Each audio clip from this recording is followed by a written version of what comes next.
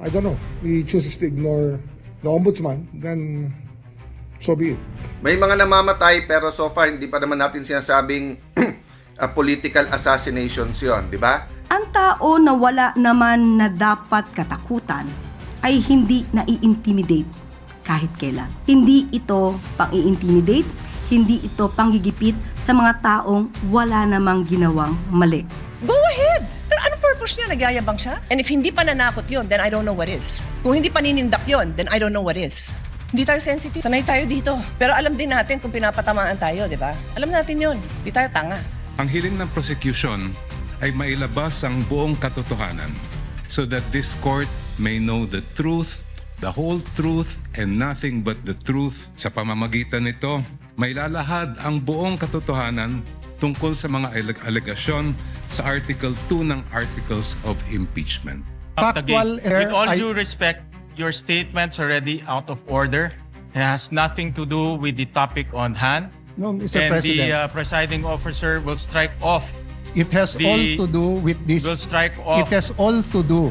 the I do not, statements Mr. President. pertaining to Senator Mr. Escudero. President, Narito tayo upang alamin ang katotohanan at sa pamamagitan nito, mapairal ang hustisyang walang kinikilingan. It's important for the senators to maintain or at least show to the public, maintain the integrity of the Senate. We will reserve our comments for when that time happens or when it actually happens. Ang hinihingi po namin ay makapunta po sila dito bilang observer.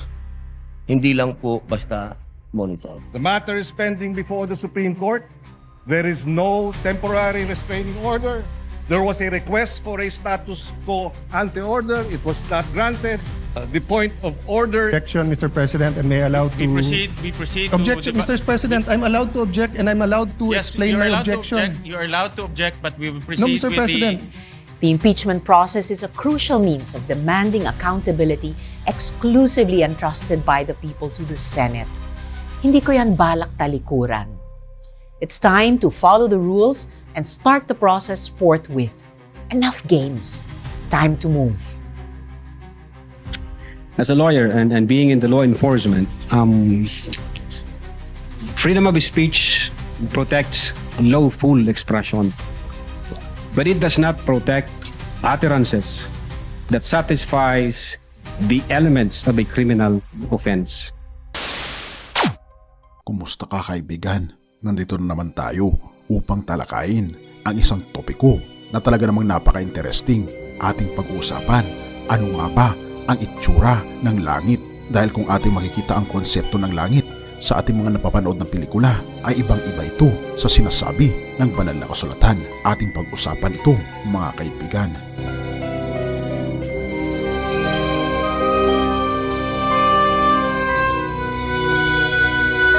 Talaga namang nagiging advance na ngayon, mga kaibigan, ang ating teknolohiya.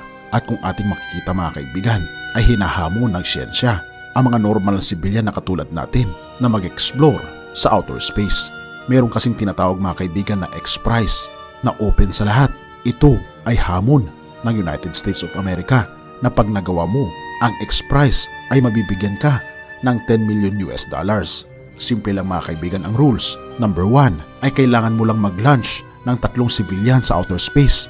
Dapat ito ay 62 miles sa outer space. At pagkatapos ay ibabalik mo ang 3 taong ito. Pwede yung kaibigan mo, tatay mo o kapatid mo. Bahala ka. Kahit sino ay pwede mong idala doon. Pagkatapos ay dapat makabalik sila dito sa planet Earth ng ligtas at malusog pa rin. Pagkatapos nito, mga kaibigan, ay iyong ipapalipad ulit sila ang 3 mga tao na ipinalipad mo 14 days ago at gagamitin nila ang the same vehicle. At ito, mga kaibigan, ang hamon. Hindi ka pwedeng gumamit ng kahit anumang government grants o anumang materials galing sa gobyerno. Ito ay sa sarili mong bulsa. At pagkatapos, ino-notify mo ang X-Prize Committee at least 30 days in advance para i-launch at ma-approve ang flight na ito. At ito ang good news, mga kaibigan. Open ito sa lahat. Kung nais mo itong gawin, ay pwede mo siyang subukan. Ngunit ang bad news, mga kaibigan, ay may nakakuha na sa X-Prize. May nakakuha na at nanalo ng 10 million US dollars. Nagpadala siya ng 3 na mga civilian sa outer space. Pagkatapos ay binalik niya dito sa lupa. Pagkatapos after 14 days ay pinalipad niya ulit sa outer space. Isa siyang bilyonaryo at kung tatanungin niyo ako mga kaibigan kung magkano ang kanyang ginastos, gumastos lang naman siya ng $20 million para mapanalunan ang $10 million na X-Prize. At kung ating mapapansin mga kaibigan, talaga namang nagiging advanced na ang teknolohiya natin dahil may tinatawag na space tourism na kung saan ay pwede na mag-travel outer space, hindi na lamang sa iba't ibang mga bansa kundi pati sa outer space ay pwede nang pasyalan. Ito kasi mga kaibigan ay naging posible dahil sa isang batas sa United States na Commercial Space Launch Amendments Act ng 2004 na kung saan ay pwede ka nang mag-enjoy ng view sa kalangitan. Habang ikaw ay nasa outer space, makikita mo na mas malapitan ang mga bituin at planeta. Pwede ka dong maglaro ng tennis na habang lumulutang at walang gravity mga kaibigan. Nalilipad ka habang ikaw ay naglalaro ng basketball. At meron na rin mga hotels at accommodations sa outer space. At kung ating mapapansin mga kaibigan, ang pwede lang na pumunta dito ay ang mga tao na mayayaman. Ngunit ito mga kaibigan ang good news dahil mayroong langit na mas maganda pa sa pagpapasyal sa outer space. At ito mga kaibigan ay titirahan natin ng panghabang buhay. Ang tanong mga kaibigan ay, ano at gaano kahaba ang habang buhay? Kung iyong bibilangin mga kaibigan ang mga bato sa karagatan at ang mga bato at buhangin sa buong mundo, pagkatapos ay i-add mo pa ang mga punong kahoy, gayon din ang kanyang mga dahon. At pag na-compute mo ito mga kaibigan, ito ang taon na umpisa pa lang ng forever natin sa langit na bayan. Ganito katagal mga kaibigan tayong mamumuhay sa langit na bayan na ipinangako ng ating Panginoong Diyos. Ang tanong ay, what and where is heaven? Ito kasi mga kaibigan ang pangako ng ating Panginoon sa atin sa John 14 verse 1 to 3. Let not your heart be troubled. You believe in God. Believe also in me. In my Father's house are many mansions. If it were not so, I would have told you. I go to prepare a place for you. And if I go and prepare a place for you, I will come again and receive you to myself, that where I am, there you may be also. At kung ating mapapansin mga kaibigan, merong 3 layers ang langit na binabanggit sa banal na kasulatan. Ito mga kaibigan, ang first heaven na kung saan makikita natin dito lumilipad ang mga ibon at ang mga eroplano. Dito rin natin nakikita mga kaibigan ang mga clouds. At beyond mga kaibigan sa first heaven ay tinatawag na second heaven. Dito naman natin makikita ang mga planeta, ang mga stars at ang ating araw. Ngunit mga kaibigan, mayroong tinatawag na third heaven, ang langit ng lahat ng mga langit, ang pinakatuktok ng mga kalangitan. Ito ang dwelling place ng ating Panginoong Diyos. At ito mga kaibigan, ang binabanggit sa Mateo 25 verse 34, Then shall the king say to them on his right hand, Come, you blessed of my Father, inherit the kingdom prepared for you from the foundation of the world. Oo mga kaibigan, ninanais ng ating Panginoon na tayo ay makasama niya sa langit. At binabanggit mga kaibigan na ang lagusan sa langit mga kaibigan na binabanggit sa Job ay walang iba kundi ang Orion Nebula. At kung ating mapapansin, gaano ba kaganda ang langit na bayan at ano ang itsura nito base sa banal na kasulatan. Revelations 21 verse 1, And I saw a new heaven and a new earth, for the first heaven and the first earth were passed away, and there was no more sea. Verse 2, And I, John, saw the holy city, New Jerusalem, coming down from God out of heaven, prepared as a bride adorned for her husband. Ito mga kaibigan, ang itsura ng langit. Ang langit mga kaibigan na tinutukoy dito ay binabanggit sa Revelations 21. Binabanggit niya dito, verse 12, ang langit mga kaibigan had a wall great and high, and had 12 gates, and at the gates 12 angels, and names written thereon, which are the names of the 12 tribes of the children of Israel. And verse 14, And the wall of the city had 12 foundations, and in them the names of the 12 apostles of the Lamb. Dito natin makikita mga kaibigan na mayroong 12 pundasyon ang langit at 12 gates na kung saan nakasulat dito ang mga pangalan ng 12 tribo ng Israelita. Ibig sabihin, sila mga kaibigan ang naging pundasyon ng pananampalatayang Kristiyano sa lumang tipan. Habang sa mga pundasyon mga kaibigan, ay makikita naman dito ang 12 disciples na kung saan sila ang naging pilar ng pananampalataya sa bagong tipan. At kung ating mapapansin mga kaibigan, sa Revelations 21 verse 13, ito ay hugis parisukat na kung saan merong 12 gates, 3 gates bawat side. Sabi niya dito, on the east 3 gates, on the north 3 gates, on the south 3 gates, and on the west 3 gates. At binabanggit mga kaibigan pa sa Revelations 21 verse 15, at ang nakikipag-usap sa akin ay may panukat na tambong, ginto, upang sukatin ang bayan, at ang mga pintuan nito at ang kuwatan nito, at ang pagkatayo ng bayan ay parisukat, at ang kanyang haba ay gaya ng kanyang luwang, at sinukat niya ang tambo ang bayan ay 12,000 estadyo o 2,400 kilometers ang haba, at ang luwang at ang taas nito ay magkakasukat. Ito mga kaibigan ang syudad ng New Jerusalem. Kung ating makikita mga kaibigan ay napakaluwang nito. Ito lamang ang parang Manila ng buong kalangitan. Kumbaga ito ang sentro mga kaibigan na syudad sa langit na bayan na ito ang titirahan ng mga taong nananampalataya sa ating Panginoon. Sa verse 17 binabanggit dito, at sinukat niya ang kuta nito ay 144 na siko o 64 meters ayon sa sukat ng tao sa makatuwid bagay ng isang anghel. Sa verse 18, ito mga kaibigan ang nakakamangha, ang itsura mga kaibigan ng langit na bayan. At ang malaking bahagi ng kuta niya ay haspe. Wow! At ang bayan ay dalisay na ginto na katulad ng malinis na bubog. Oo mga kaibigan, ang itsura ng kalangitan ay puros ginto at makikita natin dito ang mga mahalagang mga bato na sobrang mamamahal, pero sa langit mga kaibigan ay natural lang ito. Ito mga kaibigan ang binabanggit sa libro ng Revelation. Ang mga mahalagang bato na natural lang mga kaibigan sa langit na makikita natin. Ito mga kaibigan sa verse 19 makikita ang jasper, sapphire, chalcedony, emerald, sardonyx, sardius, chrysolite or chrysoberyl, beryl, topaz, chrysoprase, jacinth at amethyst. Kung ating makikita, ito mga kaibigan ay mahalagang mga bato na nagkakahalaga ng milyones, kahit ito lamang mga kaibigan ay maliit lamang. At sa langit na bayan mga kaibigan, wala ng grava, wala ng hollow blocks na gagamitin para sa mga material ng ating bahay, sapagkat ang ating mga bahay mga kaibigan ay gawa lahat sa mahalagang mga bato katulad ng diamante at mga precious stones na aking nabanggit. At syempre mga kaibigan, hindi mawawala ang ginto.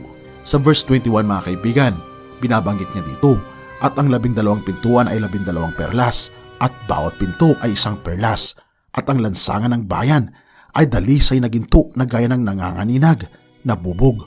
Oo mga kaibigan, napakaganda ng gate ng langit, sapagkat ito mga kaibigan ay purong perlas. Kung inyong mapapansin mga kaibigan, ang perlas ay ginagawa mga kaibigan ng ilang daang taon ng isang kabibe, na ang perlas mga kaibigan ay nabubuo sa pamamagitan ng mga luha ng kabibe dahil mga kaibigan sa mga irritants. At ito mga kaibigan ay nabubuo at nagiging perlas, na ang ibig sabihin niya mga kaibigan na perlas na gate doon sa langit na bayan ay sa ating pagpasok pa lang makikita natin mga kaibigan ang mga iyak natin, ang mga luha na ibinuhos natin dahil sa paghihirap dito sa lupa. At sa ating pagpunta doon sa langit na bayan makikita natin ang ganda ng gate na naipon ng mga luha ng mga anak ng Panginoon, at sa wakas ay makakapasok na sa langit na bayan. At mga kaibigan, alam nyo ba, hindi na natin kinakailangan ang kuryente doon. Verse 23, at ang bayan ay hindi na nangangailangan ng araw o ng buwan man upang lumiwanag sa kanya, sapagkat nililiwanagan ng kalulatian ng Diyos, at ang ilaw doon ay ang kordero.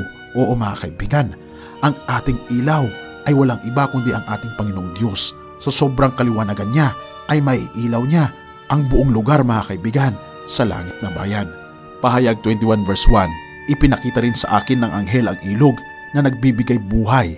Ang tubig nito ay kasing linaw ng kristal na dumadaloy mula sa trono ng Diyos at ng Kordero. Oo mga kaibigan, ganito kaganda ang langit na bayan, na sa ilog pa lang mga kaibigan ay makikita natin na ito ay umaaninaw na kristal na sobrang linaw at sobrang linis. At syempre mga kaibigan, sa langit na bayan, mamimit mo ang iyong anghel na siyang nag-alaga sa iyo mula nung ikaw ay maliit pa lang hanggang sa ikaw ay mapunta sa langit na bayan. Magkwekwentuhan kayo ng iyong anghel kung paano kanya inalagaan sa iyong buhay dito sa lupa. At ganoon din mga kaibigan, ang ating Panginoong Hesus ay makakapiling natin sa langit na bayan. Ang Panginoon na siyang tunay na nagmamahal sa atin, ang tunay na nag-aaruga at tunay na may malasakit sa atin ay makikita natin mga kaibigan sa langit na bayan. Pagdating kasi natin mga kaibigan sa langit ay syempre mayroong resepsyon na tinatawag, na kung saan napakahaba ito na table na kahit sa kaduluduluhan ay makikita mo kung sino ang nandun dahil sa linaw ng ating mga mata sa langit na bayan. At magkakaroon din tayo mga kaibigan ng mga pakpak na makakalipad tayo sa iba't ibang dako ng mga planeta at mga lugar na kung saan hindi pa natin nakikita at napupuntahan. Ganito kaganda mga kaibigan ang langit na bayan. Ngunit mapapansin natin mga kaibigan habang tayo ay nasa lupa, ang mga tao ay gumagawa ng kaparaanan upang pahabain ang kanyang buhay. Katulad na lamang ng unang emperor ng China na si Emperor Qin Shi Huangdi noong 200 BC. Hinahanap niya ang tinatawag na Fountain of Youth na kung saan ayaw niyang tumanda at ninanais niya na maging mahaba ang kanyang buhay. Kaya naman sa kahuli-hulang bahagi ng kanyang buhay ay nagpagawa siya ng mga terracotta warriors na gawa sa clay dahil naniniwala siya mga kaibigan na makakasama niya raw ang mga ito sa afterlife. At maging kaibigan sa kapanuhunan natin ngayon, ang mga tao ay humahanap ng kaparaanan na humaba ang kanilang buhay at bumata ang itsura. Ngunit alam niyo ba mga kaibigan, may napansin ako, mura lang mga kaibigan at mabibili natin ito sa drugstore. 25 pesos lang ay sobrang bata mo na at hindi mo na kinakailang gumastos pa ng napakalaking halaga. Ito mga kaibigan, ang tsupon. Ngunit joke lang ito mga kaibigan. Makikita kasi natin na sobrang obsessed ng mga tao ngayon na magpabata ng itsura. Kaya naman ninanais ng ating Panginoon na makasama tayo mga kaibigan sa langit na bayan dahil doon makikita natin ang ating katawan na magiging immortal. Pahayag 22 verse 2, sa gitna ng lansangan ng lungsod, sa magkabilang tabi ng ilog ay may punong kahoy na nagbibigay ng buhay. Namumunga ito ng 12 beses sa isang taon, isang beses sa isang buwan. At ang dahon nito ay nagpapagaling sa mga bansa. Oo mga kaibigan, mayroon dong puno na tinatawag na Tree of Life na kung saan nagbubunga ng 12 na klase ng bunga bawat buwan. For example mga kaibigan, January ay orange, pagdating ng February ay mangga, pagdating ng March ay grapes. At dito natin makikita mga kaibigan na habang tayo ay kumakain sa mga prutas nito, iyon naman mga kaibigan ang paghaba ng ating buhay na magkakaroon tayo ng immortal life at babalik ang ating dating height na katulad ng height ni Adan tsaka ni Eva na umaabot ng 14 to 16 feet. At wala na rin kukulubot mga kaibigan ang mga balat sapagkat maging ang lola mo at ikaw ay parehas ang itsura at hindi makikita ang katandaan sa ating pangangatawan. At ito mga kaibigan ang good news. Pahayag 21 verse 4, papahiran niya ang mga luha sa kanilang mga mata. Wala ng kamatayan, kalungkutan, iyakan o sakit sapagkat lumipas na ang dating kalagayan. Oo mga kaibigan, wala nang mamamatay doon sa langit sapagkat nais ng ating Panginoon na tayo ay bigyan ng buhay na walang hanggan. Maging ang mga leon at tupa ay sila mga kaibigan ay magkatabi sa pagtulog dahil wala na mga kaibigan nagkakainan ng mga hayop. Ang mga oso ay pwede na makipaglaro sa mga bata. Maging ang mga aso ay talaga namang makikita ang mga ngiti sa kanila.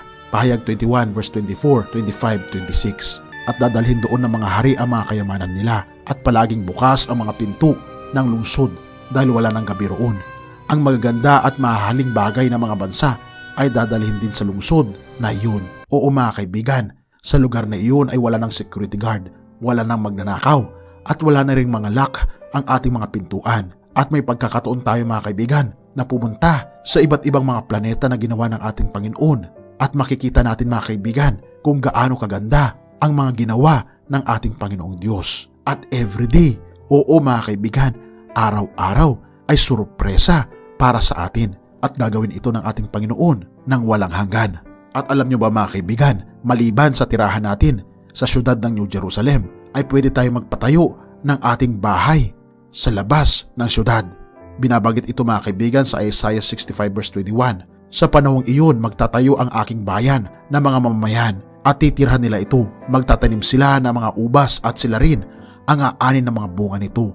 Oo mga kaibigan, tayo ay magpapatayo ng mga bahay doon na hindi nagawa sa graba, kundi gawa mga kaibigan sa mamahaling mga bato at precious metals. At magtatanim din tayo ng mga prutas na wala nang magnanakaw, kundi tayo rin mga kaibigan ang kakain nito. Oo mga kaibigan, napakaganda ng langit at napakabuti mga kaibigan ng Diyos dahil ito ang kanyang panukala para sa atin. Ngunit ito mga kaibigan, ang babala ng ating Panginoon sa pahayag 21 verse 27. Pero hindi makakapasok doon ang anumang bagay na marumi sa paningin ng Diyos ang mga gumagawa ng mga bagay na nakakaya at ang mga sinungaling. Ang mga makakapasok lang doon ay ang taong nakasulat ang pangalan sa aklat ng buhay ng Kordero. Oo mga kaibigan, nais ng ating Panginoon na isuko natin ang ating buhay sa Kanya. Meron kasing dalawang klase ng libro sa langit, ang libro ng buhay at ang libro ng patay. Habang tayo ay nabubuhay sa kasalanan at hindi natin tinatanggap si Kristo mga kaibigan, ang ating mga pangalan ay nakasulat sa libro ng patay. Ngunit pagtatanggapin natin si Kristo bilang ating personal na Savior, ay buburahin ng ating Panginoon ang ating pangalan sa libro ng patay at tayo ay magiging mapalad na isusulat niya ang ating mga pangalan sa libro ng buhay. At nais ng ating Panginoon na talikuran na ang ating mga kasalanan dahil nais niya mga kaibigan na makapiling tayo sa langit na bayan. At babanggitin niya pagdating natin doon, "Well done, thou good and faithful servant. Come, enter the joy of the Lord." Mga kaibigan, hinihintay ka ng Panginoon na lumapit ka sa Kanya. Purihin ang Diyos at salamat kaibigan sa iyong panonood. Bago natin ipagpatuloy kaibigan, siya nga pala ang Great Controversy na isa sa mga pinaka-kontrobersyal na libro dahil tumutukoy ito sa mga propesiya sa libro ng Daniel at Revelation na nagaganap na sa panahon natin ngayon bago ang pagdating ng ating Panginoong Diyos ay pinamimigay na namin ng libre sa pamamagitan ng PDF. At ito ay nasa limited lamang na panahon, kaya i-click mo sa description sa baba upang ma-avail mo kaibigan ang napaka-importanteng libro ito na magbubukas sa iyo sa mas maliwanag mong hinaharap. Purihin ang ating Panginoong Diyos at tayo magpatuloy.